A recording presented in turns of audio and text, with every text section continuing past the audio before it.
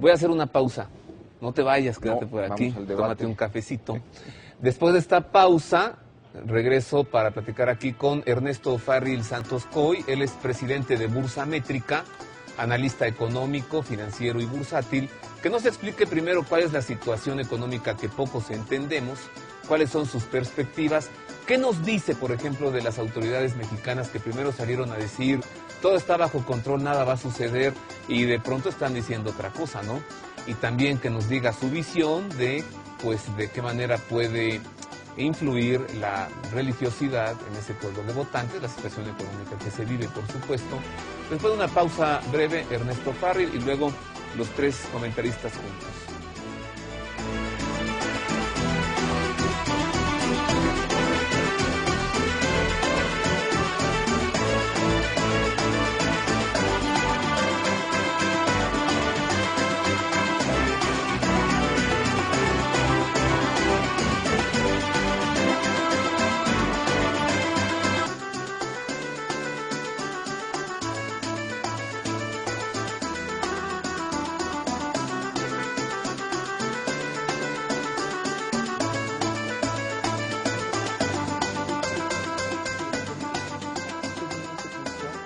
Continuamos en más del Pulso de la Fe. En efecto, como dice esa numeralia que usted ha visto allí, como dice, la quiebra financiera de los Estados Unidos es muestra del fracaso del relativismo.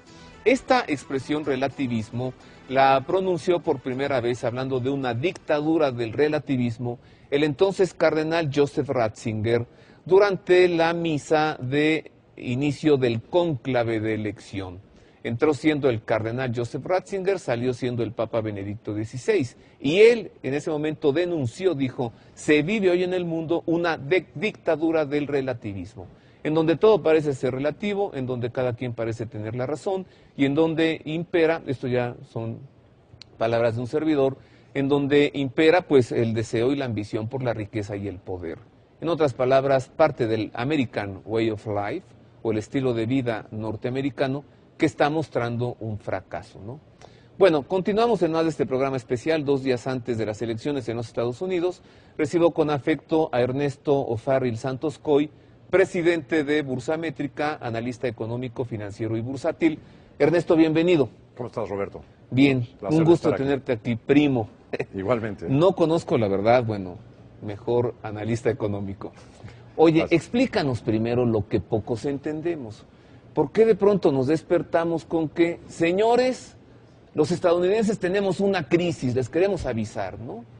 Muy bien. ¿Qué sucedió? Bueno, vamos a tratar de explicarlo rápidamente. Sé que es difícil, difícil porque no es muy ameno, son tecnicismos, ¿no? Así es. A principios de este siglo, el señor Alan Greenspan, que era el presidente del Banco Central de Estados Unidos, decidió bajar la tasa de interés al nivel más bajo de los últimos 45 años, al 1% anual. ¿Para qué? Para provocar un boom inmobiliario. ¿Así? Para de esa forma compensar una recesión que se venía después del crack de la bolsa Nasdaq, después de los atentados del 11 de septiembre, y realmente provocó un boom muy importante. Pero después a este mismo personaje se le ocurrió empezar a subir la tasa de interés hasta un nivel de 5%, con lo cual pues muchas de las personas que habían contratado créditos hipotecarios se vieron pues en una situación difícil. Realmente la crisis hipotecaria arrancó en mayo del 2006. Ahí se nota que los precios de las casas empezaron a bajar, empezó a sobrar una oferta de casas. Sin embargo, esta crisis en el mercado inmobiliario se trasladó hasta el mercado financiero, como una crisis en los mercados bursátiles en el mundo, hasta julio del 2007, cuando empezó a haber problemas en las valuaciones de las carteras de lo que se llaman los hedge funds. Ya entró en un tecnicismo, pero bueno, aquí empezó a haber problemas y empezó a haber volatilidad en los mercados financieros. Yo distinguiría realmente 3 crisis en una. La primera es una crisis hipotecaria que afectó particularmente al mercado de vivienda en Estados Unidos, a los desarrolladores de casas y a los bancos. Una segunda crisis, el mercado de petróleo. Y una tercera crisis, bueno, esta crisis del mercado de petróleo se notó muy claramente en los meses de junio y julio, cuando los precios del petróleo se fueron a un nivel de casi $150 por barril. y que generó ya una contracción en la economía. Y la tercera crisis es la crisis financiera, que yo diría arrancó, se detonó el 15 de septiembre, el día del grito, cuando inexplicablemente el secretario del Tesoro de los Estados Unidos, por cierto, uno de los principales accionistas de Goldman Sachs, dejó quebrar a su mortal enemigo, el banco de inversión Lehman Brothers, ¿no? Y esto generó ya un efecto dominó y una crisis financiera, y quizás esto nos lleve a entender el por qué es tan profunda, digamos, la crisis, ¿no? En el proceso de gestación de estos créditos hipotecarios, el relativismo, ¿no?, la ambición, provocó que los bancos que otorgan los créditos hipotecarios decidieran bursatilizar la cartera, es decir, mandar al mercado bursátil esos créditos. Vendo esto para no perderlo yo. Ahí lo meto al mercado. ¿Para qué me quedo yo con el riesgo de crédito? Ajá. Mejor se los cedo a los inversionistas en el mercado bursátil mundial, ¿no? Jugada sucia. No, fíjate que eso no está mal, al final de cuentas. ¿Sí? Habrá alguien dispuesto a tomar el Ajá. riesgo. Eso no tiene ningún problema, ¿no? Pero es especulación. No, tampoco. Fíjate que el problema es que esas carteras fueron tomadas por los bancos de inversión, les metieron más dinero vía pasivos, vía deuda, para hacerlos más grandes, hicieron más grande el pastel, mucho más riesgoso, y ahí sí, lo aventaron, ¿no?, al mercado. Entonces, ese apalancamiento sobre la cartera hipotecaria Vencida, caída, deudas. generó el problema. Pero por otro lado también se flexibilizó la política de crédito en Estados Unidos, también en forma inexplicable, y se le empezó a prestar a gente que no tenía historial de crédito, que a lo mejor ni siquiera eran ciudadanos legales. Ernesto, ¿no está sucediendo eso ahorita en México? No. ¿No hay una sobreoferta de créditos? Aquí lo tuvimos enorme también en los 90, En en los 90, en el sexenio de Salinas, y le explotó la bomba al presidente Ernesto Zedillo. Pero actualmente en México tenemos más bien muy poco crédito, ¿no? Ha habido un crecimiento de crédito al consumo en las tarjetas de crédito, ya anda la cartera vencida casi en el 8%, pero el tamaño del mercado de tarjetas de crédito es realmente pequeño, ¿no?, ni comparación a la burbuja de crédito que tuvimos en los 90.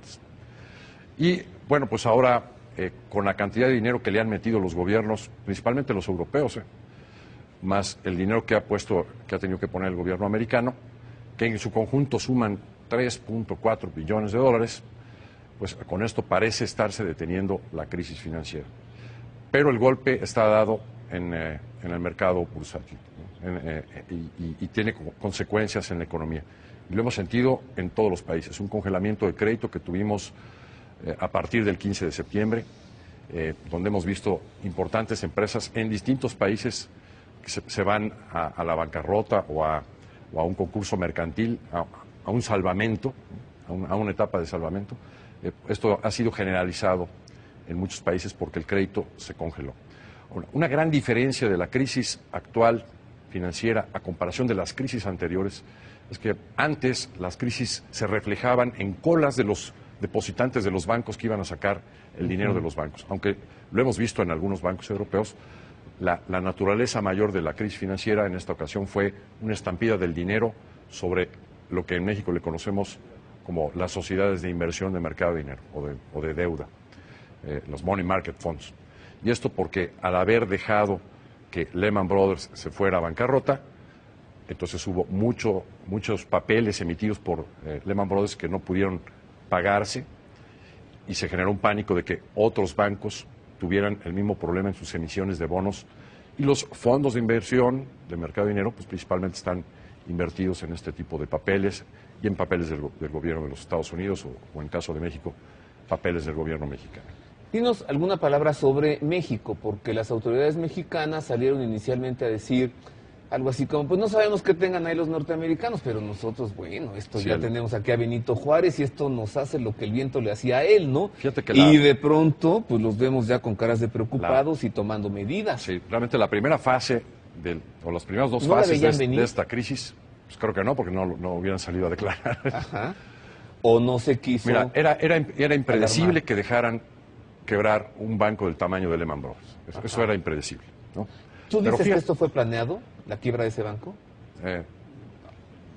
Es inexplicable. Así ¿no? por un archienemigo, Es inexplicable. una mente malévola de pronto, ¡zas!, quiebra este banco. A lo mejor se presentó la oportunidad y en el inconsciente del señor Paulson dijo, pues mejor que se muera el enemigo, ¿no? Wow, wow.